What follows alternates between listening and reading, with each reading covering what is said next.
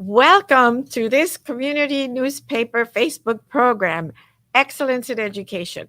This is Marta Perez, and our mission is to expose and inspire excellence in education. Please follow us on Facebook and send questions via our chat room. We are so honored and pleased to have today as our guest a person who has dedicated his life to helping minorities and everyone, and in particular through education. So it is only fitting that we have him as the final guest of the 2021 year in our program, Excellence in Education. He works tirelessly and has been doing so for many years and is so often seen as adding his voice to just causes. He is Mr. T. Willard Fair, the president and CEO of the Urban League of Miami. He has won just about every award possible throughout his illustrious career and has always been counted on when there is a need for a just voice in our community. He knows everyone and is a mover and a shaker. And I could go on, but we need to hear from this powerhouse himself. So please welcome the man, the myth, the legend, the inimitable T. Willard Fair. Welcome. Thank T. you very much. My mother would be very proud of that introduction. So thank you very much. She should be very proud of her boy. He's done good. He's done very good. So tell us about yourself, your background, how you grew up, and how you came to be this powerhouse that you are.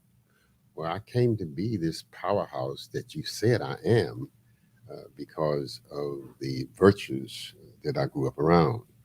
It's not by accident, but just by habit that I mentioned my mother when you introduced me, because I grew up in an environment where there was a father and a mother. I'm the last of 8 children, born in 1939. Came here in 1964. So where were you born? Where? Winston-Salem, North Carolina, the South. In the South? Well, a rural or a city? City. I'm a city boy. Can't you tell by the way I dress that I'm a city boy? I've been a city boy all my life. So I understand the virtues of being in the city as well as the challenges of being outside of the city. Went to undergraduate school at John C. Smith University in Charlotte, North Carolina. Went to graduate school. So stayed around home. Stayed around home. My parents kept me in school because they had a law back in those days. If you kept your boy child in school, he could not be drafted. Oh, okay. So my parents did not want me to be drafted, so they kept me in school to the master's degree level. And then I was supposed to end the master's degree level, then volunteer for the Army as a second lieutenant. Then come out of the Army and go get my PhD. But I found out that you had to have 2 years of work experience before you could go into an ROTC program for that kind of a degree. So I ended up coming to Miami. How did that happen? Well, I met a girl in graduate school. You know how it is when you fall in love, you do all those kind of great things that make you feel good. She was a Miami girl? She was from St. Petersburg, Florida. Oh, St. Petersburg. So I didn't have a job, and I needed a job. I've been dependent on my parents and siblings all of my life, so I needed me a job.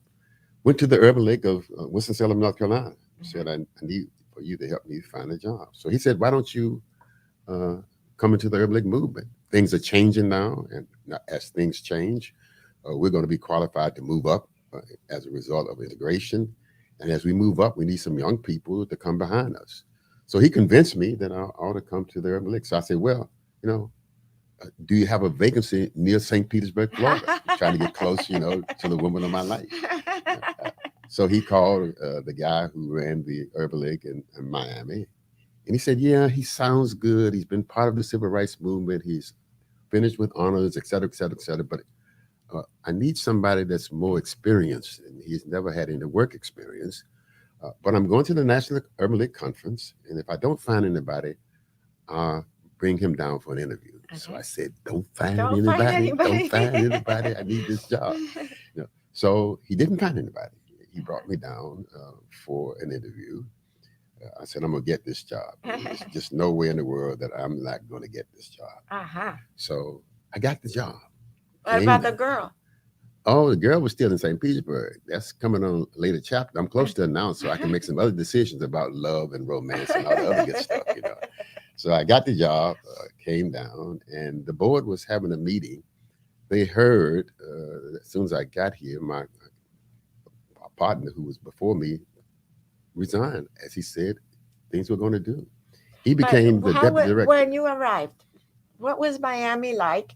And like any other southern city, what was the Urban League like at the time you like arrived? any other urban league. It was just making noise, having meetings. How many people were working and would Four, be working under, right? four when I got here. Uh-huh. You had two professionals and two clerical support people. That was it. We were at 395 Southwest First Street And downtown. Miami was a laid back southern town, you know, with the signs up, colored here, white there. Uh, Most of the black people lived in Black Grove, in Overtown. In fact, 84% of all the black people in Dade County in that period of time called 1963 lived in Overtown. Mm-hmm. So I came, got the job, job development and placement, education and youth incentives, associate director. And what was the tell us a little bit about what the Urban League is and how it got The started. Urban And League was founded in 1910 in response to the migration of blacks from the South to the North. Mhm. As they moved to the North, it became apparent to those living in the North that we needed to have something that was going to allow these people from the South to adjust to this urban environment, that they're now no longer in the South. So you can't throw your bathwater out the window, Mhm. especially when you're living on the 14th floor. Right. That you have to understand that you're now living in an urban community. Uh-huh. And we were not prepared, sort of like what's going on at the border today, as we bring in all of those other folks from other parts of the world. We're Right. not prepared to absorb them. At that Mhm. time, America was not prepared to absorb the migration of blacks from the South to the North. Who mostly lived in rural Mostly South. lived in rural South. You know, We're not used to city life. none whatsoever. You know, none whatsoever. Used to having at least a little plot to plant a few things, etc. That's very That they didn't different. know. That's very different Yeah. from living in a high rise, as you Absolutely. said, 14-story high rise. Absolutely, absolutely. So the Urban League became the instrument to help them make that kind of adjustment. Started off with programs in education, health and welfare, housing, and job development and placement. So that was the beginning of the process. When I came in, there were approximately about 85 affiliates located in about 40 different states throughout the United States. Wow, In the it's South. already Oh, substantial. We were very substantial. And as we came out of the civil rights movement, we became even more More substantial. We grew up to 135 affiliates throughout the country, and we were present in every state except Alaska at that point. So Wow. we've been around for a while. Wow. I came, as I said, in 1964, got here, ready to go to work. And as I said, my predecessor decided that he was going to resign, Mhm. as he said he probably would do once he found somebody. And how old were you at I that time? was 24 years of Oh my age, God. you know, afro with a hole in it, bell Ah. bottoms pants. Oh. I was a maverick. Oh my goodness. But I've been part of the civil rights movement. So Mhm. I was 24 years of age, been part of the civil rights movement, been all over the country with Jesse Jackson, Stokely Carmichael, you name it. I was there, especially in graduate school. I went to class all day and I demonstrated all evening. Oh my goodness. Yeah, that was fun. I couldn't That wait was to get out of class. Oh, that was fun. You know, I did 3 cities in one day, Oh my one time. goodness. You know, Oh my speaking out goodness. because I was sort of a rabble rouser. Oh But boy. I was having fun because, see, I didn't And what did discover. your parents think of all this?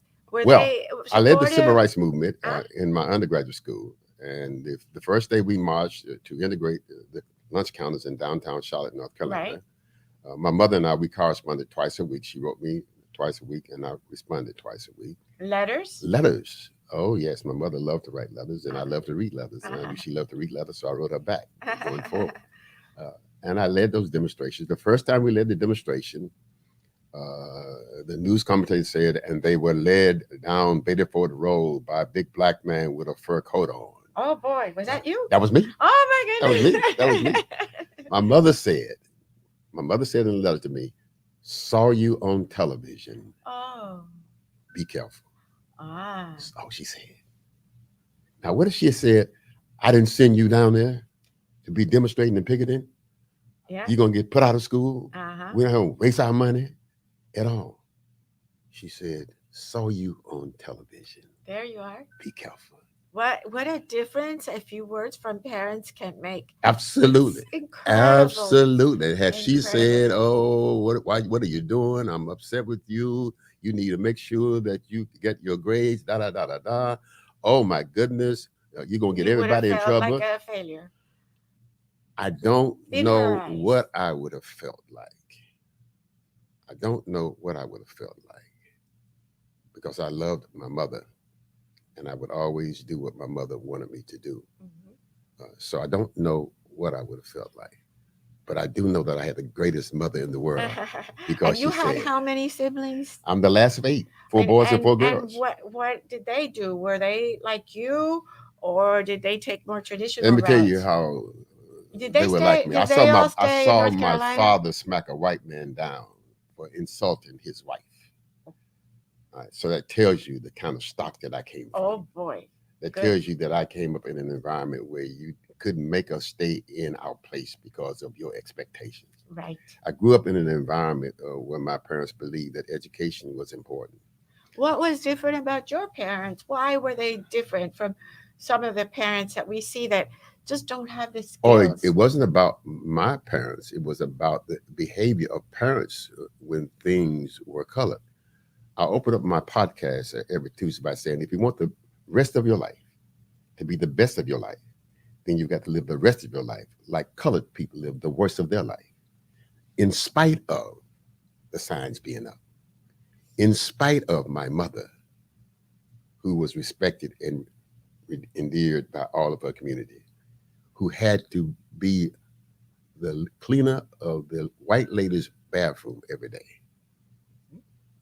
who then came home and nurtured and caressed and loved her children, who didn't bring her agony and her frustrations into the house, who said that in spite of what I'm going through, my children would not go through the same thing.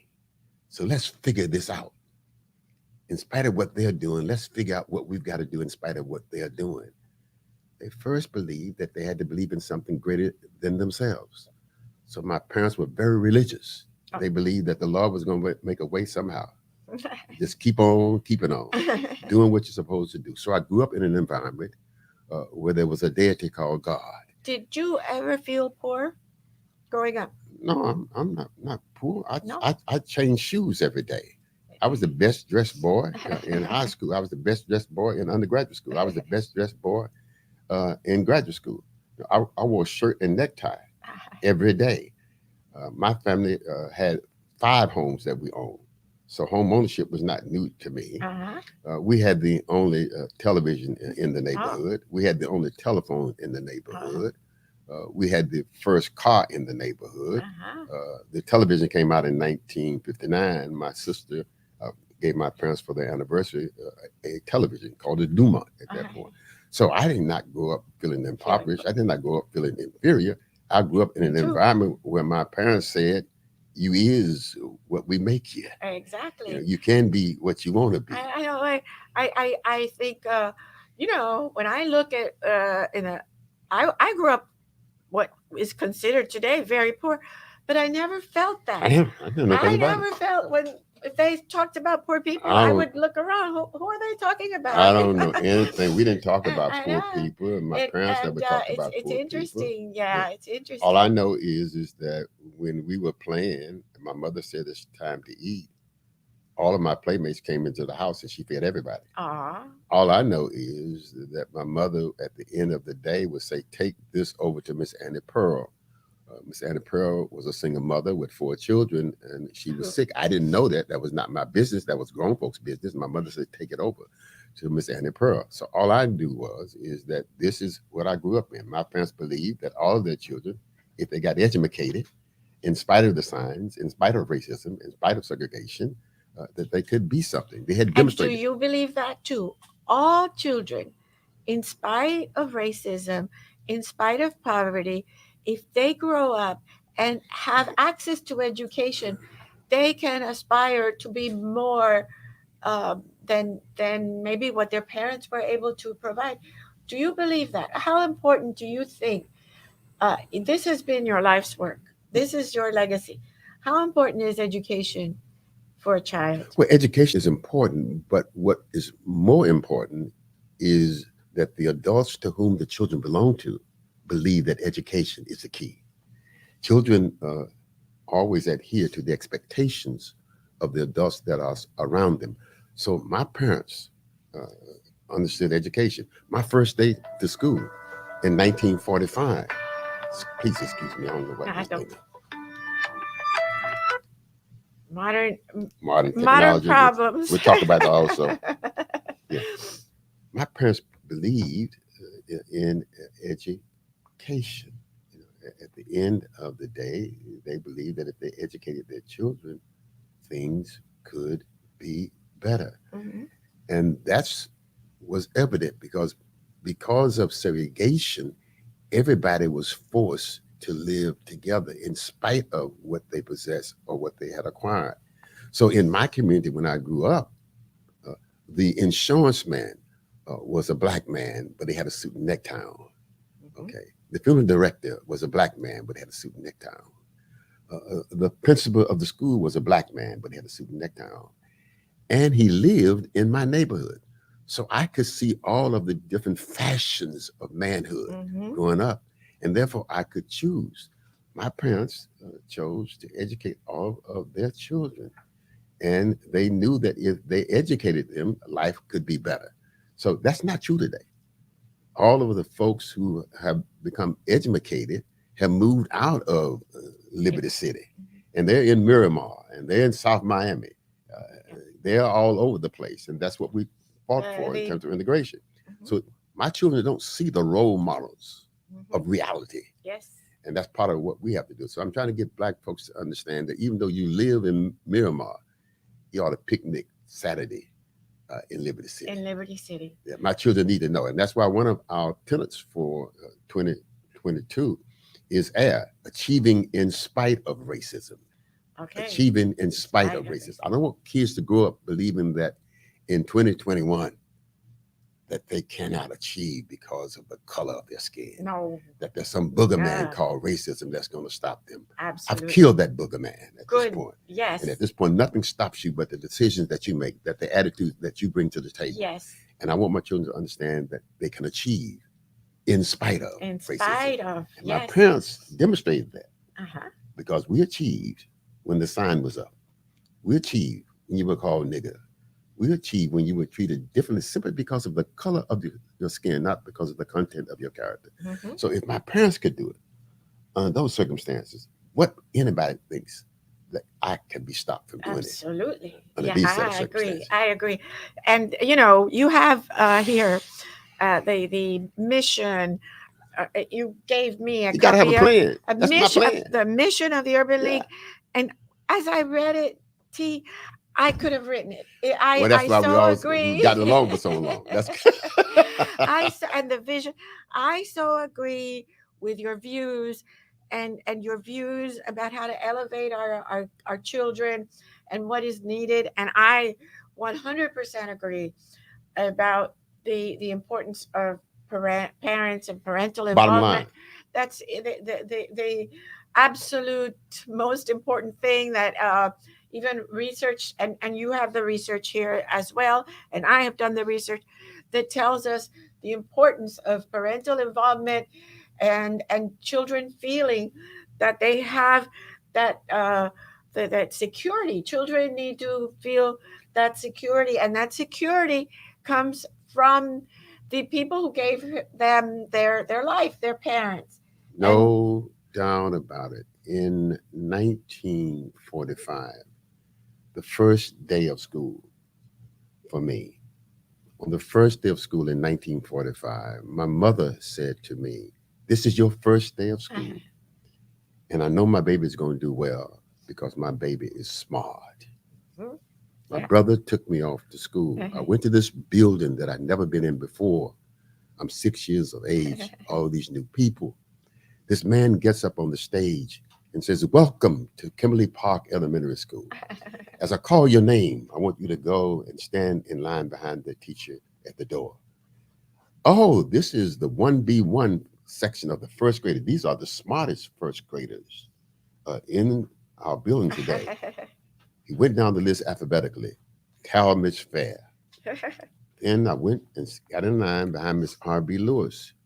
She said, "Follow me down the hall." We got down the hall. We stopped at the door. She said, "When I call your name, I want you to go and sit in the chair that I point to." She went down the list alphabetically. She said, "Carol Miss Fair."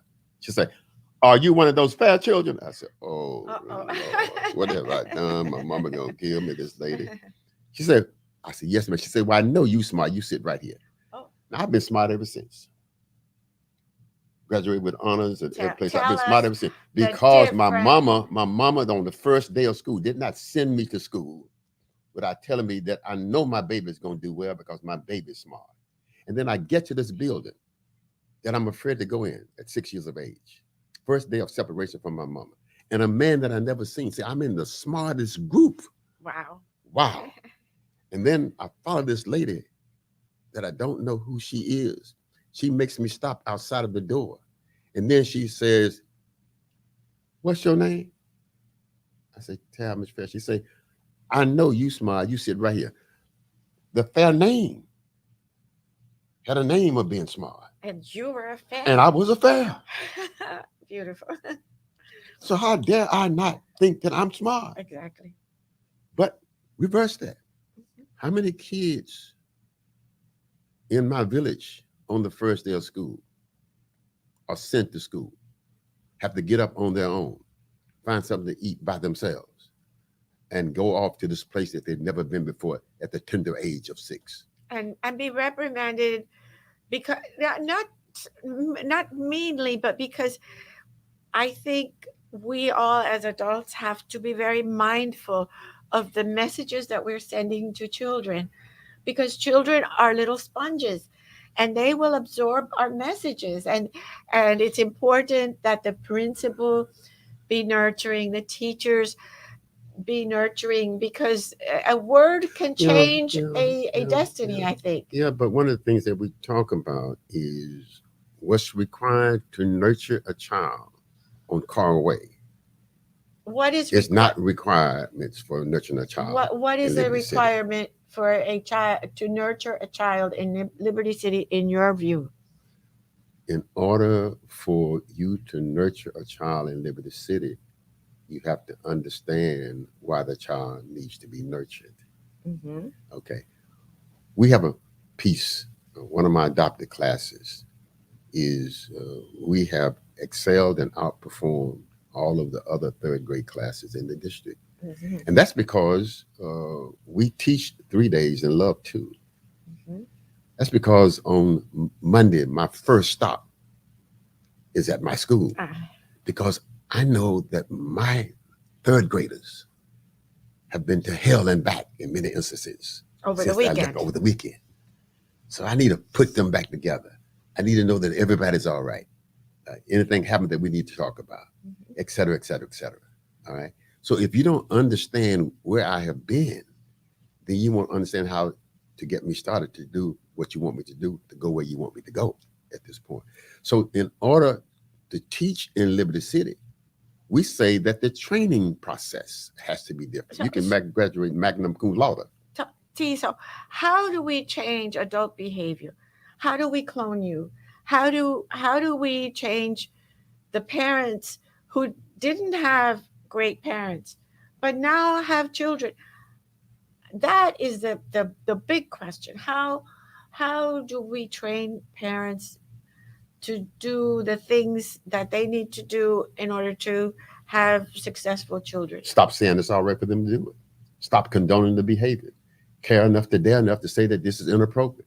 Begin to penalize folks for doing things that we know is not in the best interest of the future of the children. Have you been able? Give me Oh, an I example. put you out of my building. Give me I an put you example. out of my buildings if you don't go to PTA meeting. I put you out of my buildings if your children get in trouble. When I opened up my first housing for mothers, I made it very clear that no man can stay in here overnight. I'm the man of this house. No man can stay here overnight. So I began to say that there has to be a set of values and principles that's going to govern your behavior, that's Right. going to allow me to have you living in my neighborhood. So we have to begin to define our expectations and melt our punishment and penalties for not living up to them. We just can't consider, well, they're going to do what they want to do. Well, it's all right. Well, I don't want them to think that I'm a racist. No, it's not all right. It's not all right. And I don't care what you think about me. No, I'm in this battle to save children. And if you don't want to be on my team, then the hell with you. We're almost running out of time. I cannot believe this. I'll And I come have back next year. okay, all right, because this is, as I said, our last show this year, but we have shows next year. I want to know. So now more of a not as in depth, but I want to hear how do you balance your personal life with all of this very responsible work that you do? How do you relax? I'm relaxed now. Or how do you do you take days off? No, I don't take no days off. Do you go on vacations When I can. when you can? Yeah. How This is often? this is fun to me. Yes. This is not work to me. Yes. There's Yeah. not a day that I don't think about what I got to do for the children that live in the city. So this is not work for me. This is not about a salary. Uh-huh. No, this is my 57th year in doing this. No, this is a mission for me. So you don't retire from missions. No. You just keep on doing it. Keep on doing And it. I enjoyed it. That's 7 good. days a week. So what is your favorite meal? Do you go to restaurants? What do you like to I do do on everything that everybody else does. like what's your favorite food? Well, my favorite food is hot dog. Hot dog. Where? Any specific place you like? Dogma on Biscayne Boulevard and Okay. 71st Street. All right. That's Okay. my hot dog place. That's your hot Okay. dog place. And if you had a magic bullet that would fix everything, a magic wand, what would you do? How would you change? What would you change and how would you change it? If I had a magic bullet, If you had a magic wand, you could, this will change. then I would ask all colored people to return to God. Mm. The glue that held my parents together and held their neighbors together is that they believed that everything would be all right by and by, that the Lord will make a way, that if their children did what they were supposed to do, no matter what other folks did to them, that they would survive. That if they understood that now I lay me down to sleep, I praise the Lord, my soul to keep. If I should die before I wake, I praise the Lord, my soul to take. That they would have a restful night. If they believe that thou shalt not kill, thou shalt not steal, honor thy mother and thy father, that no matter how many signs were up, life would be all right.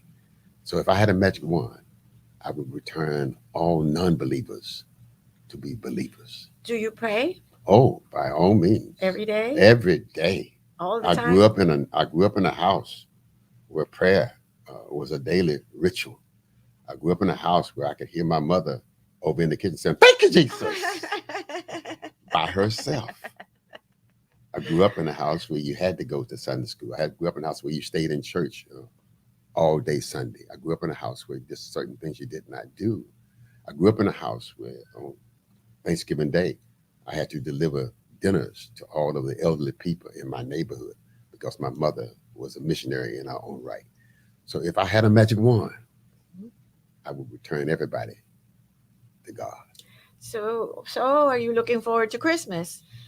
Christmas is every day for me. It's a celebration for the birth of Jesus Christ.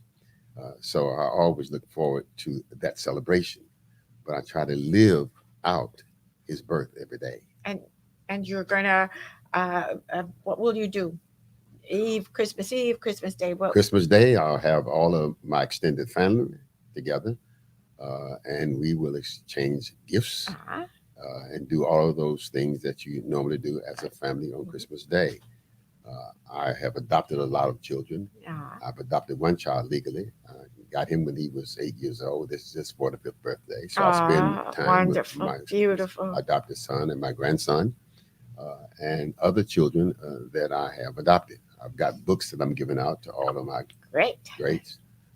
grandchildren, and I've got books for all of my class participants. So Christmas Day will be an exciting day for me. But what I try to do is not forget why we celebrate Christmas, Mhm. and that becomes most important. You are fascinating. You are a legend. I'm so happy to have had you here. We're run out of time, and I have so many more questions. Well, you So know, you come back uh, and next year, so we can finish I our would be more than discussions glad and to come more back. about your Yeah, manifesto, your Bible, your second Bible here. yeah. And so thank you so Thank you for much. inviting me. The pleasure was It was a mine. Look pleasure. forward to coming back anytime that I can. Just let me know and I'll be here now that I know where to come to. Okay. It's a schlep for you. Thank you so much. And thank you all for watching. This is the final 2021 show for us, but stay tuned next month, January 6th, 2022, when we will have another edition of Excellence in Education. Thank you. Thank you. Thank you. Thank you. Beautiful.